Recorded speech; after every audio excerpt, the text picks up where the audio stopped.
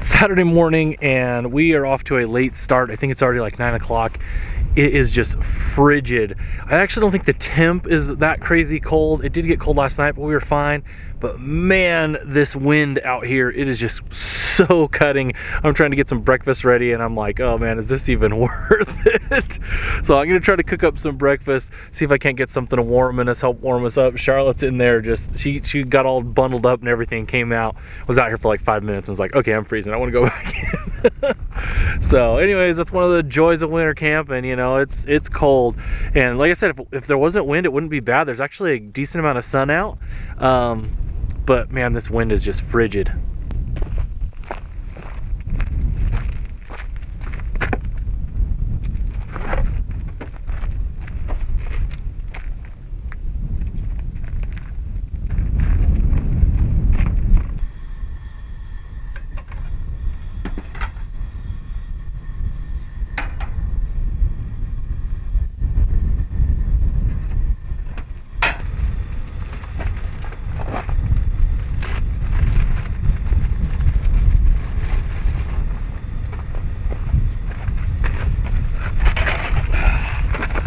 You know it's cold when you're grabbing your soda out of the fridge that says that it's 32 degrees and the soda feels warm on your hands.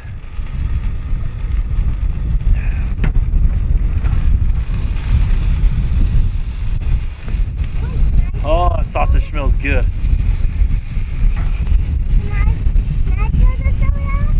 Nice, simple breakfast sandwiches. Gonna do some sausage, cheese, then throw some eggs on them.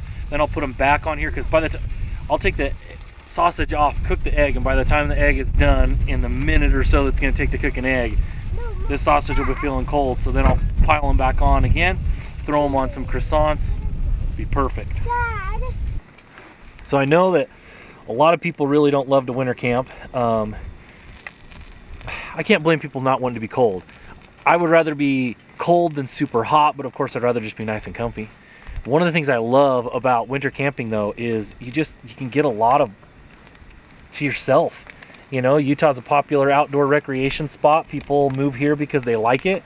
And man, a weekend up in the mountains and a nice campsite in the Uintas, sometimes it's hard you're fighting for spots. And you know, to get a good spot, you got to sometimes get up earlier in the week than I can get up there and things like that. So one thing I love about winter camping is, even though I've seen a few other rigs, a few people out exploring, doing some off-roading, no competition for spots. We haven't seen another person camping. We did over 120 something miles yesterday. Not a single other person out camping, just us. So that bread is super stiff. I'll go lay it over the top of my eggs, help it get warm, soften it up, makes it delicious. Get ready to throw the sausages on, build a little sandwich. I'll actually put them back on here for a minute to warm them up. Oh yeah.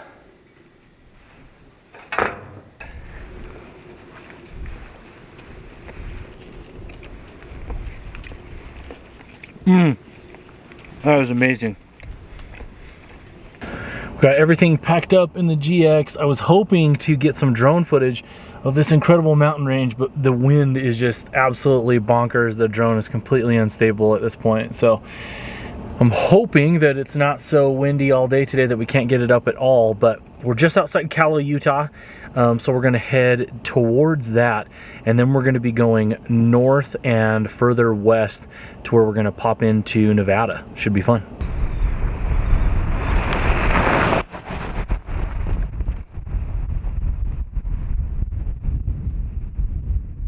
Plan yesterday was only to do anywhere between like 80 and 90 miles, and then ended up doing quite a bit more because I wanted to get out here close to this Deep Creek range to find somewhere to camp.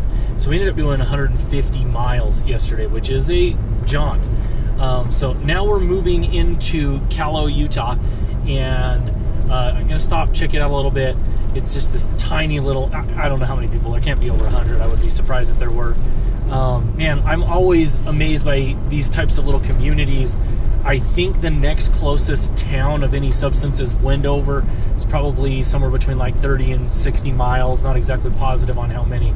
So it is very remote, you know, no services, no fuel, nothing, and just a small little farming community butted up against these beautiful mountains.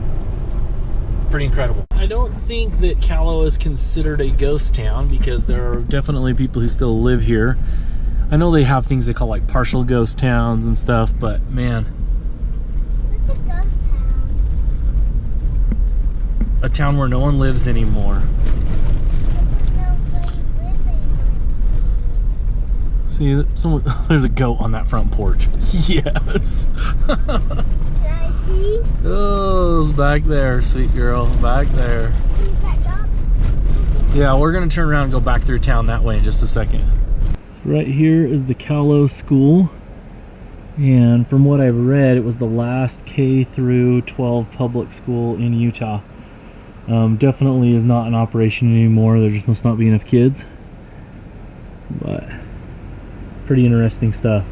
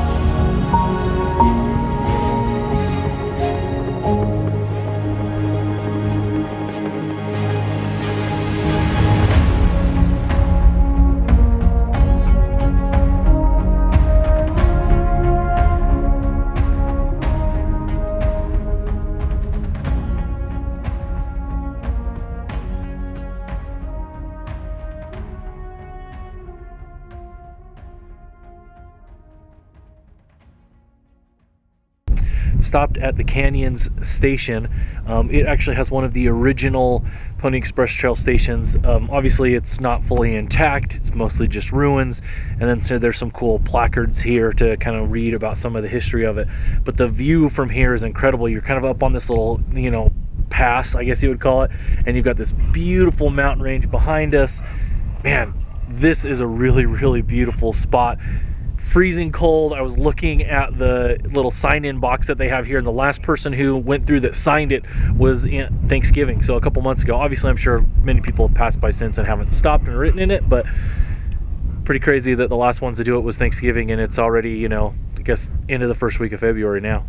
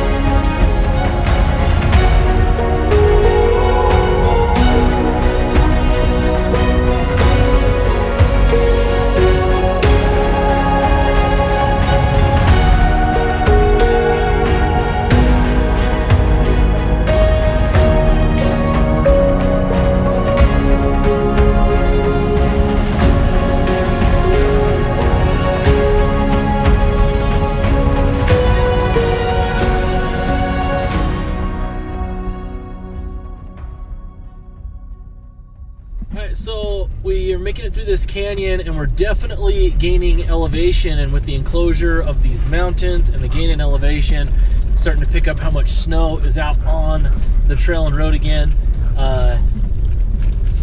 Always, whenever there's even a little bit of snow, it just adds extra beauty and it makes the driving just a little bit more fun. Now, as we're getting closer to Gold Hill, you can see this road right here. It has received a lot of traffic. There's snow on it, but definitely multiple vehicles have been through since the snow came through. So I don't know if that's people headed out towards Impa or Impa. I don't know how they pronounce it. It's over on the Goshu Reservation, which we turned before we went that direction. Oh man, this is slick.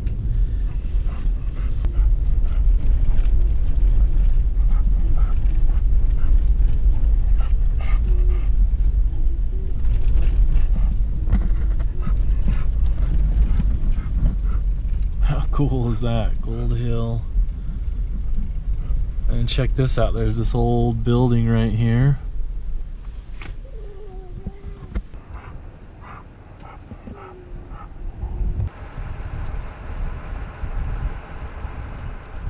You'll be able to see it all the way over there, but definitely some buildings and mines built into the wall there. A big metal building, probably for equipment and things like that.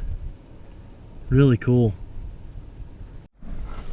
What that big fenced in area is right there. It's kind of interesting. Some more mining relics.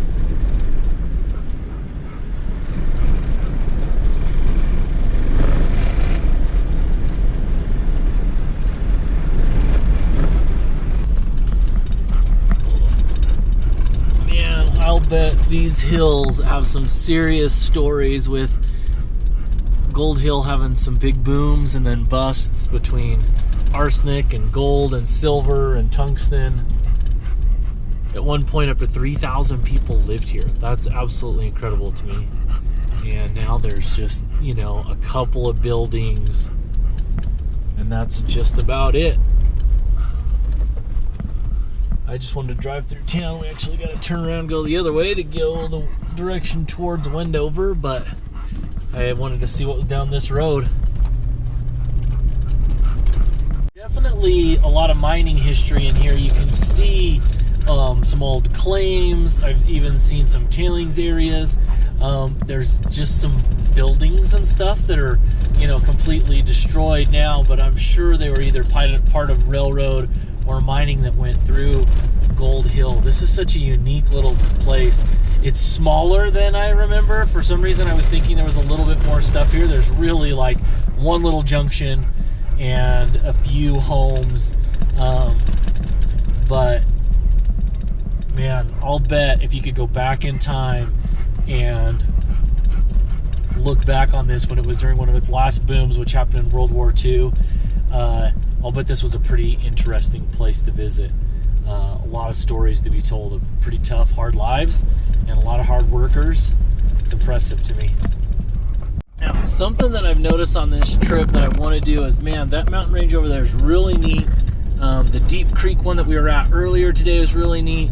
And I've passed so many spur trails and roads. I would love to come back, park next to one of these mountains in a nice shaded area, and spend a couple of days just going and checking out all of these different roads, because I've been basically on the main Pony Express trail road that takes you through this area. It's well graded, it's fast moving, but there's a lot of really cool two-track that goes off into the hills. A lot of them, you know, probably went out to different mining prospects and stuff and then loop back to the main roads. But sometimes those little trails have the best things on them. So I definitely want to make a trip back out this way, maybe even on pavement through Wendover and then drop down into here, so that then I could spend a day or two just out exploring all of the different trails that are out here in this part of the West Desert. Alright, well, since I saw this cool little two-track trail and it eventually leads back to the main route I was on, I'm like, man, I've got to check it out. And it's already really awesome. It does look like someone's been down it either today or this weekend sometime. But man, it's cool bobbing and weaving through these hills.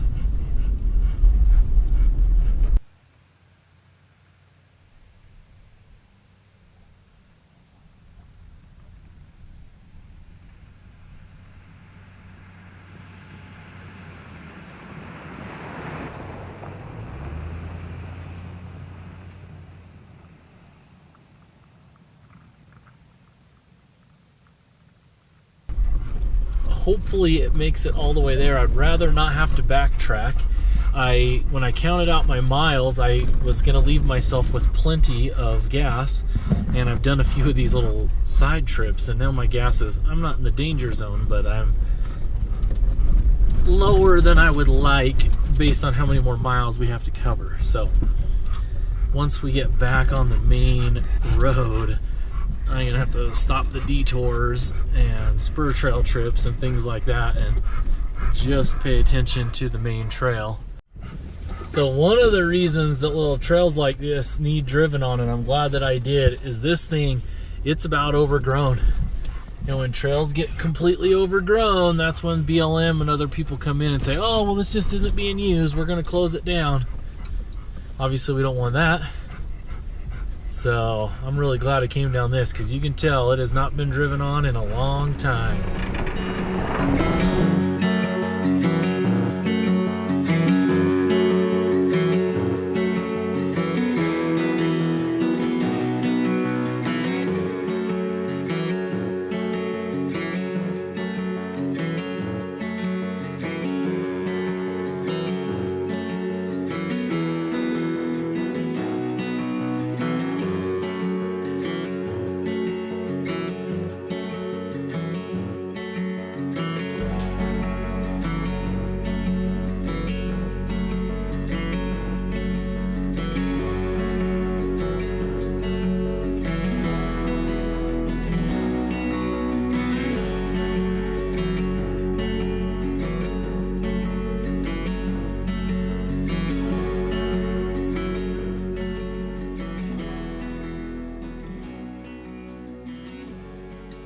We are just a couple of miles away now from the pavement, and then we'll be heading for about 30 miles on pavement to Wendover, Utah.